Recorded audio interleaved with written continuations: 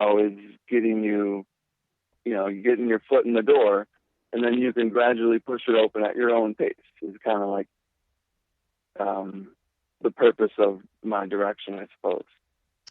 So, I was wondering this last night when I talked to you and, booked you for the show. I think about kind of, big concepts and all that. Where do you, being a professional hockey player, where do you feel that sports, professional sports, and hockey especially, how does that fit into a spiritual lifestyle? Can it fit? Hockey, it's a beautiful sport.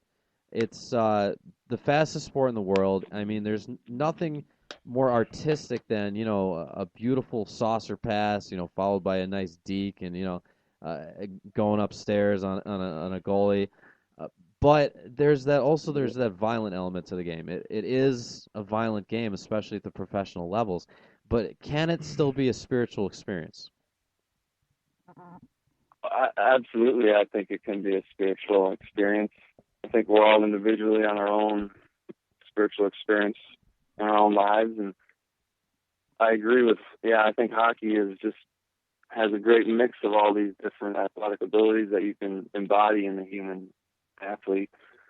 Um, I was just fortunate to be born in Buffalo, New York, and the border town. My dad's Canadian, grew up in Welland.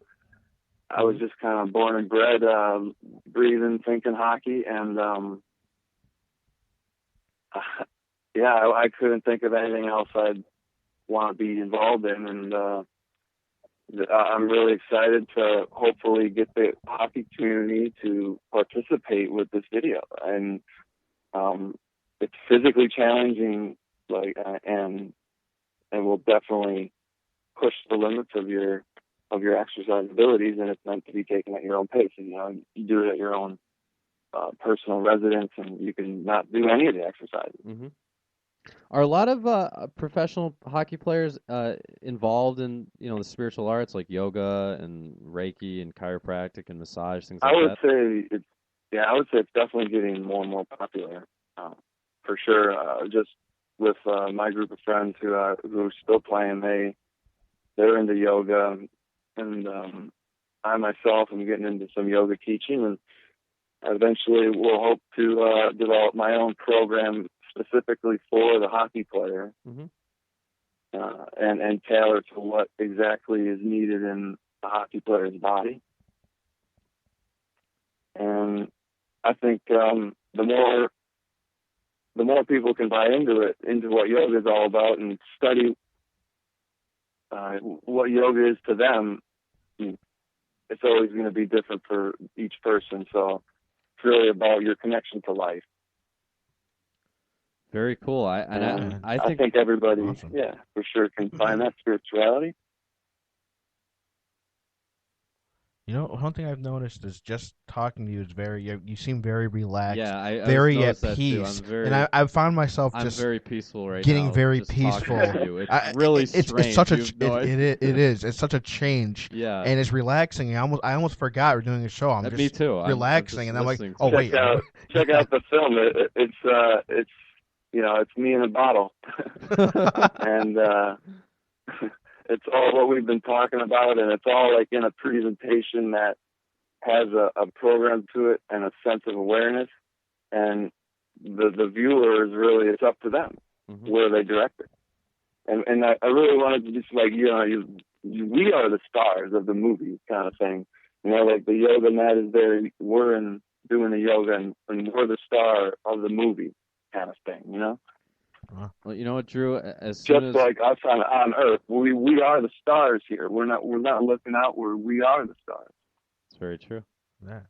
It's a mirror, the stars and the stars, right? Yes, exactly. Well, thank you so much. That was just so ironic that you reached out, and this is great. I just had released this a week ago. And seriously, I am very inspired right now. I'm very relaxed. I'm recovering from knee surgery, but when I'm when I'm farther in my my rehab, I am gonna start taking up yoga again, because I'll send you some Reiki energy. That would be Yeah, amazing. I was thinking of trying something like that. I have a very high stress job, and anything, John, anything spiritual would help you. It would help anyone. I tell it.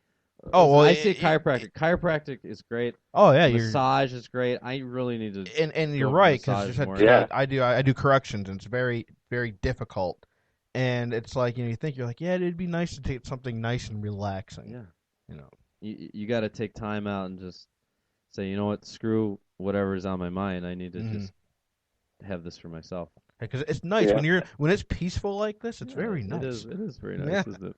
All right, Drew, thank you so much. This is really fascinating. Chakra Yoga. Thank you, Matt. Thank you. ChakraYogaExperience.com is the website, and the first part of the series is out today. So, Drew, thank you so much. Thank you so much for. Yep, thank you for the time, gentlemen. Yep, absolutely. All right. Have a great evening. You too. You too. All right, that was Drew Larman. That was such a change from the usual. I know, because it's quiet in here, and he's very relaxing, and he's very talking to him gives you that sort of what's the word for it? Presence, aura, and it just puts you in this, and you're like, oh wow, that's.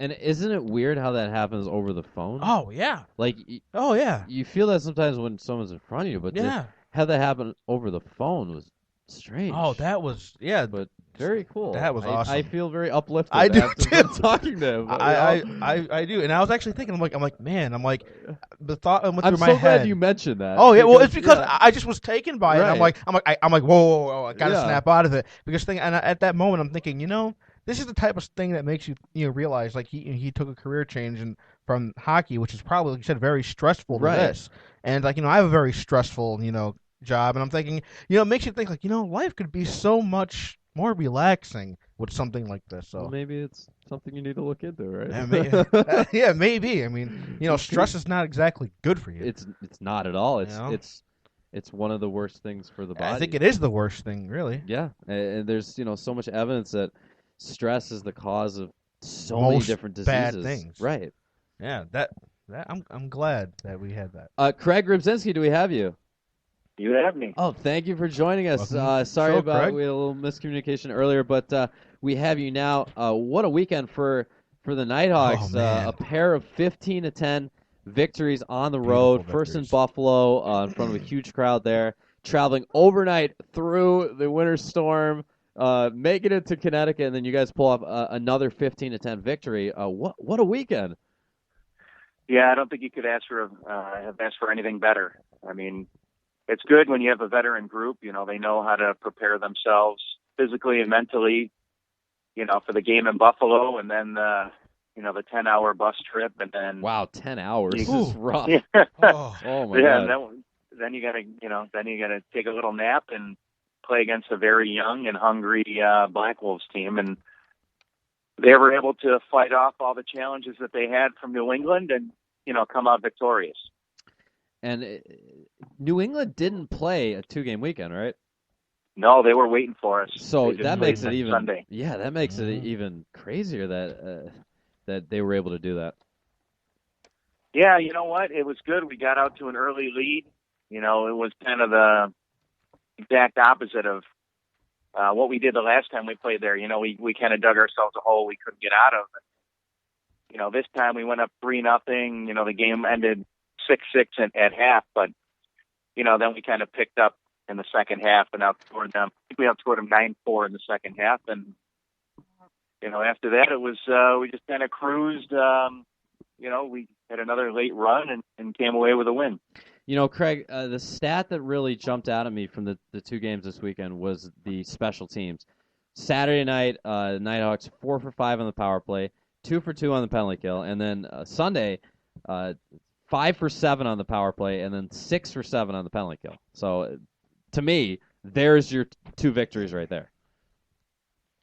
Yeah, you know what? I mean, obviously, you always talk about, wins and losses come down to special teams. It's kind of easy to play 5-on-5. It's what you do when you have the man up or, right. You're shorthanded. So I think one of the big things that, we saw this weekend was the kind of the reemergence of Craig Point.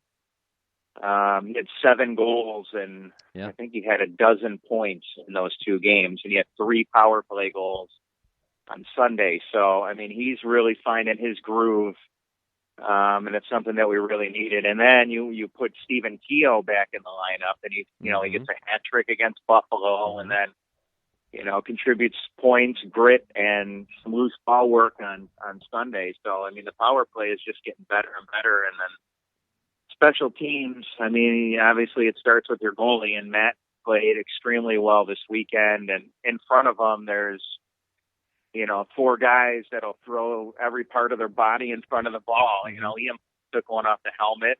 Ooh. Paul Dawson and Brad Self, and then, Scott Self. I mean, these guys are like selling out the block shop. So they did a great job this weekend.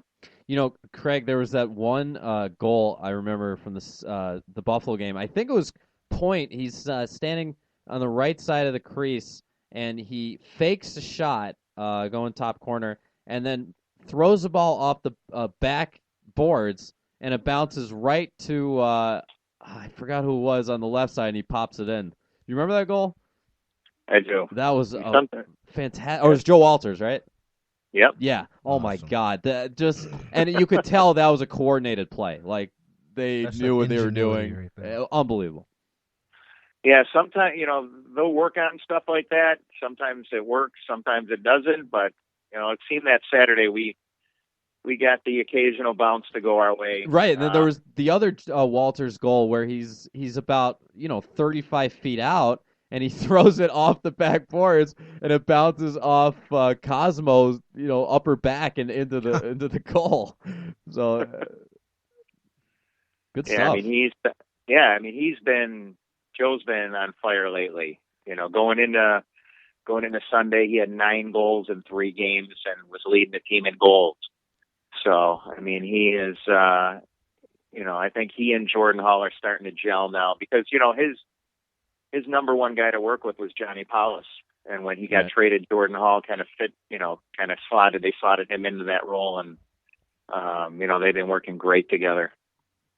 It really seems like, I hope this is a good sign. I think it is. I think it looks like the Nighthawks are getting their swag back, so to speak. The games they were playing earlier this season, it just did not look like the Nighthawks that we remembered from last May.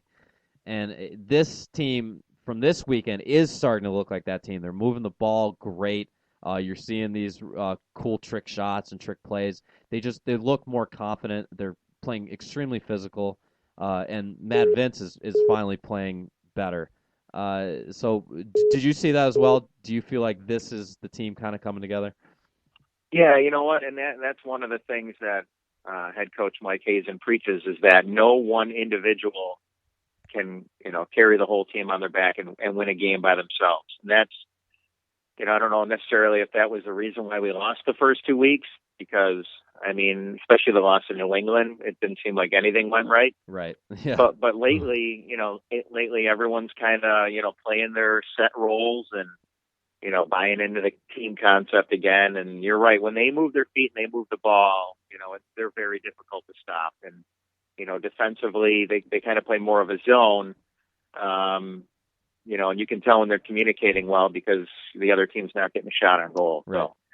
So, so I think, I think we've won 4 of our last 5. Yeah. And after the first 2 games, the first 2 losses, it seemed almost like a wake-up call. And I think that the team has kind of got their confidence back, and that's led to, obviously, 4 wins in the last 5 weeks.